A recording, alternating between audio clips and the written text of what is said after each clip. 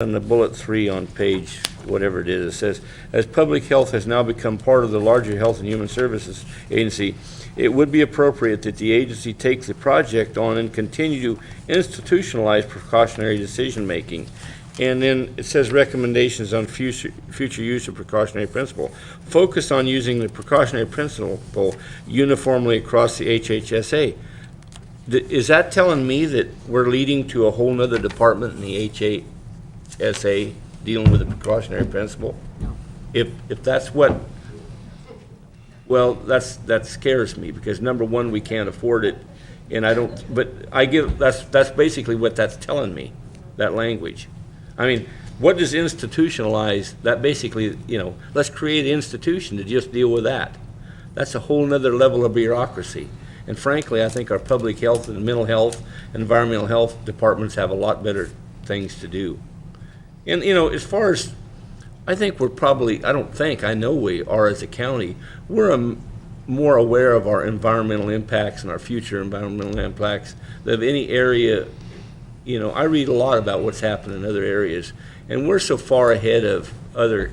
For instance, as an example, our counties to the north of us and the south of us are still dropping their trash, especially in Sonoma County, out on the hillside east of Petaluma. We're so far ahead of that in how we do the environmental right thing. It's like, I'm not so sure we need leading to another organization or institution as county dealing with that. I think we all have that as a basic mindset and a direction we're going anyway. So that part of it just kind of, I don't want to make a big deal out of this, as long as I can get some reassurance from this board that we're not heading to creating a whole nother department called the Precautionary Principle Division or whatever. So that's my concerns on that. But I want to move this along. Supervisor Colfax. I was reminded here, as I'm hearing the comments, a friend of mine came up some years ago with the concept of the tyranny of background assumptions. If you think about that for a minute, the tyranny of background assumptions. What the precautionary principle does is challenge that tyranny of background assumptions.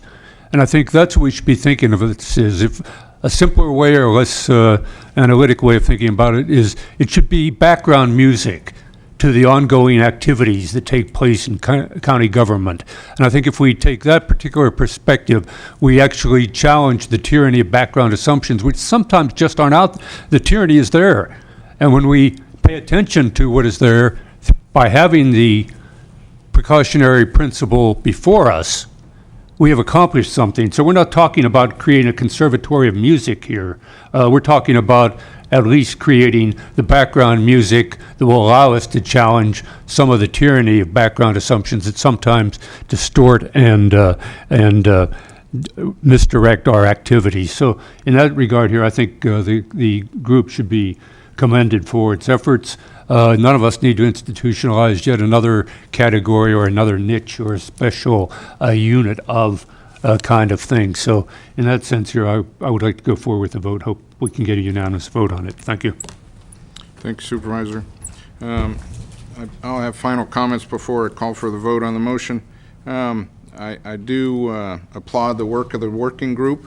One of the problems I had with the original concept was state to me what the actual items are that I am to make decisions on. First page, the essential elements of the precautionary principle approach to decision making. If you eliminate precautionary principle approach to that sentence, there are the exact same things that I guide my decisions on every day. Anticipatory action, the right to know, alternative assessment, full cost accounting, participatory decision-making process. That's what I do every single day. This is common sense stuff. I argue against this entire process then. I argue against it now. We have identified some feel-good things. In my tenure of 4 years on this board, there hasn't been anything move forward with a big period behind it. There's been no action. In 4 years, I've approved or acted on one subdivision of 15 homes in this county. One. And yet now, we're identifying an entire bureaucratic process to drag it out even more? It's not needed, it's unwarranted, and it costs too damn much money. I will vote against it, just like I did 2 years ago, for the same reasons today. So, any further discussion on the motion? Supervisor What's Pinches? before us today is not whether to do away with the precautionary principle or keep it in place. I mean, that was voted in by the previous board that I wasn't on. I don't have no problem with the guidelines of precautionary principle, and I'm going to vote to accept this report.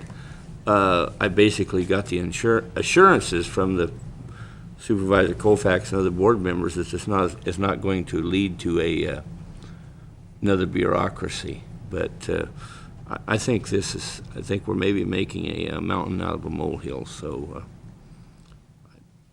I just think we need to